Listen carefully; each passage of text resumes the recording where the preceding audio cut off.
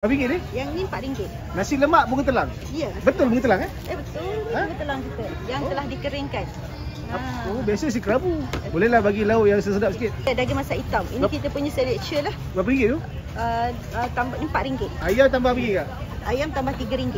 RM3 saja ayam ni? RM3. Okey, yang ni bang semua RM10 je bang. Semua RM10 je? Kita ada Hawaiian chicken, kita ada beef pepperoni, kita ada chicken pepperoni dan kita ada garlic butter.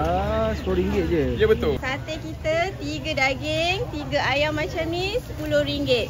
Ayam daging sama je RM10. Siap kuah Siap kuah. Kuah asing ni adalah packaging driver lah. Nasi impit, timun bawang semua komplit. Ada miso, bihun sup, kutia sup, soto nasi empit, bubur ayam. Bagi saya soto lah. Soto ya, ni RM6. Ni soto nasi empit. Baik. Semua RM6. Oh, semua sama RM6 Semua RM6. Oh, semua dapat RM6 saja. Semua RM6. Baju kurung RM1 kak?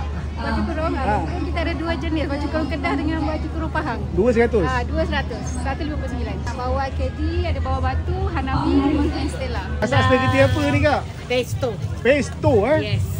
Jangan jumpa pesto tepi jalan ni. Yes. Sebab tu kita bagi. Kalau selalu pesto ni kita jumpa kat kafe-kafe je. Ini pesto kita. Baik. Paste ni kita buat sendiri. Kita bagi ayam.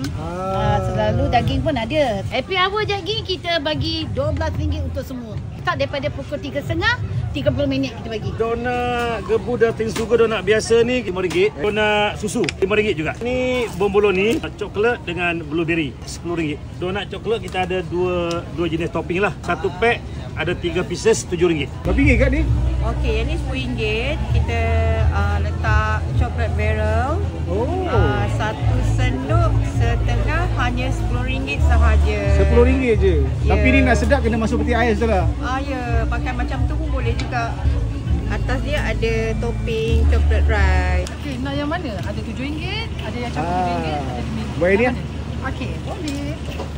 Baik, yang ni seorang 2 orang makan lah. Kalau favourite, seorang. Seorang kan? Dah ada 3 jenis. Ni paling murah RM5 Dua ni RM7. Akak pakai kuah kacang kan? Ya, betul. Berapa ringgit tadi kak? RM7. RM7. Okay kak, nice terima kasih. Okay geng, so ni adalah dia punya jalan masuk. Korang boleh parking kat belakang, bawah tanah pun boleh. So event ni ada lebih kurang 70 lebih peniaga golongan asnaf. So korang boleh datang siapa lah, insyaAllah harga murah-murah. So untuk ruang makan korang boleh datang kat hujung ni. Dia ada sediakan meja dengan khemah dekat dengan food truck ni. Boleh makan kat tengah ni.